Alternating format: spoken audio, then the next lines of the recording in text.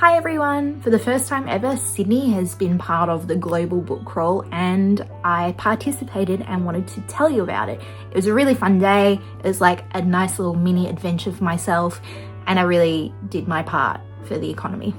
I can't remember where I heard about it. I think it might have been on Instagram. The idea behind the global book crawl is to support local independent bookshops. The way to participate is you pick up a passport from whichever independent bookshop you go to. There's a list online and there's a list in here. And what you do is you show up and the bookshop that you go to will stamp their little section on your passport. You don't actually have to buy anything to get a stamp in their section, but you need at least 2 and then you can just fold it up, write your details and submit it. And you go in the running to win 50 books. I didn't realize it was to win 50 books. I thought it was like win one of 50 books. So if I do win, great, I'll have a lot more books to work down on my TBR, but that's fine. I just had a good time. It doesn't matter if I win or not. There were 2 on here that I had been to previously, which were Kinokuniya in the city and Bookshop on the northern beaches. But I decided I wanted to go somewhere different and make a little day of it. So I went to 3 new bookshops because I'm on a self-imposed book buying ban. And for every 3 books I read, I can buy a new book. I was going to 3 different bookshops knowing that I could only buy 1 book. And it tested my self-discipline and I had to plan strategically. I wanted to buy something from each of them to support them too. I'm gonna haul for you what I did get, which obviously contains, well actually there's more than 1 book because I bought one as a gift and that doesn't count. Thankfully, bookshops don't just sell books. You can also buy stationery, gifts, cards and books as gifts like I did. So for my cute little day, I started in Mossman. I got some food from one of the local cafes and then I walked on down to 3 Sparrow books.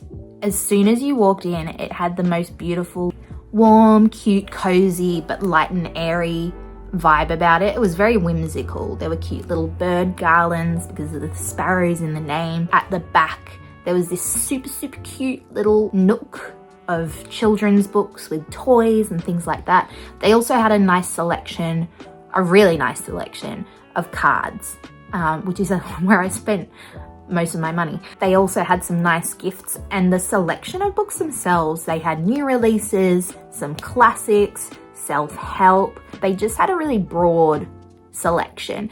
And the lady in the shop, we had a chat and she was so lovely. Since that was my first stop, I didn't really want to spend my book credit for myself. They had so many beautiful cards. And cards are little pieces of art, okay? They deserve love. I try to be organized with cards too, and I have a little stash on hand for when it's anyone's birthday, and I think they can also be nice little decor pieces that you can frame and put on the wall or just stick up. Maybe a few will become mine too. I know exactly who's gonna get them for their birthday. So the cards there, beautiful. Then I headed off to Balmain where I hit up the 2 next bookshops. The first one was Roaring Stories. Roaring Stories had a very sleek and kind of minimal aesthetic. It felt quite refined and sophisticated and had very minimal kind of design, except for all the Tim Winton book covers hanging from the ceiling. Roaring Stories seemed to have a selection of a lot of new releases. They seemed really big on their literary fiction. They didn't have as many classics. They had a good selection of young adult and middle grade, including fantasy and sci-fi. It did seem, I think, to have more non-fiction like recipe and travel books along that vein. There weren't as many cards and stationery there as there were in the 3 Sparrows. They did have some nice notebooks though, but I'm banned from buying myself notebooks as well. Very sad.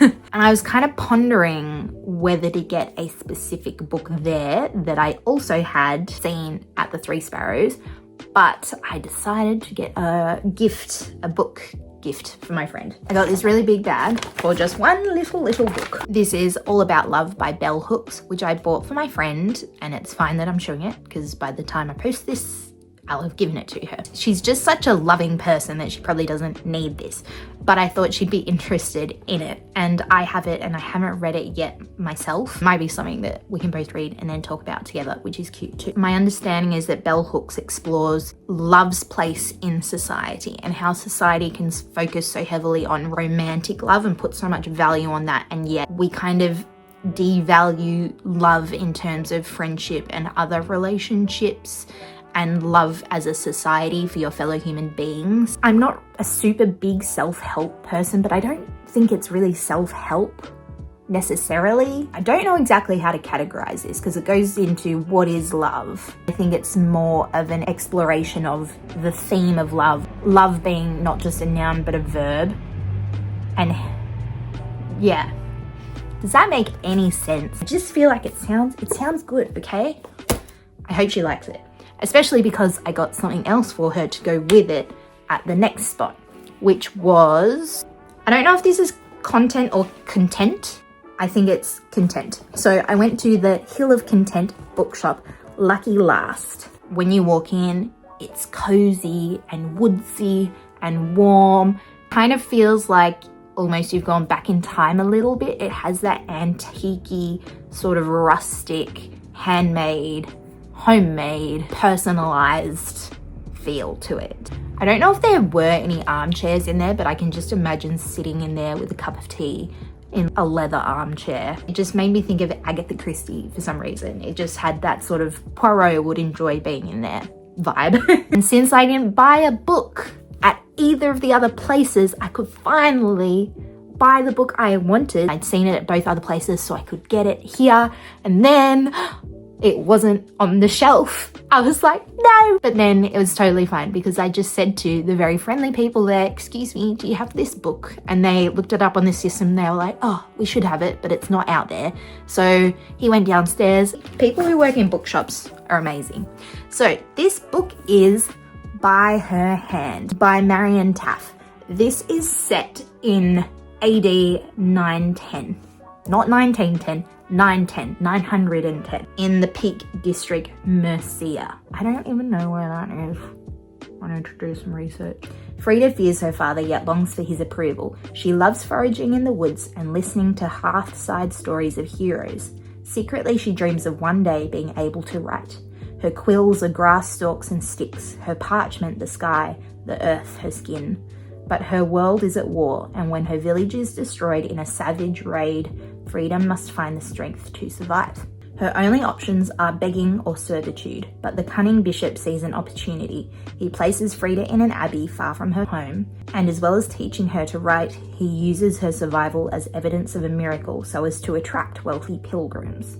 As Frida chafes against the bishop's tightening control, she develops a friendship with, whoa, how do I say this name?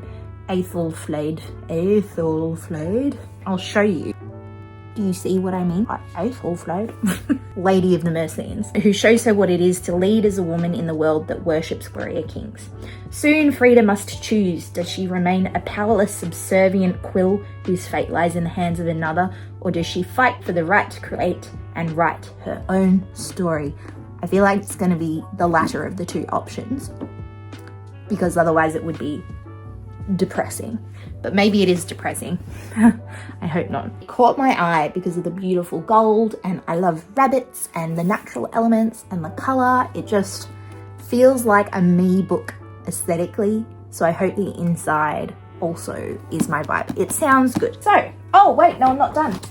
Oh, there's my lip gloss. I also got from Roaring Stories a little notebook for my friend to go with this, because she likes cats and the colors match, and I thought it was cute and aesthetic. I might get her a pen to match, or like a bookmark, so she can write little notes about it if she wants. They also gave me a cute little bookmark, but I feel like it doesn't aesthetically go with that one, so I'll keep it for myself. This is my little haul. Thank you for joining me. Support small businesses.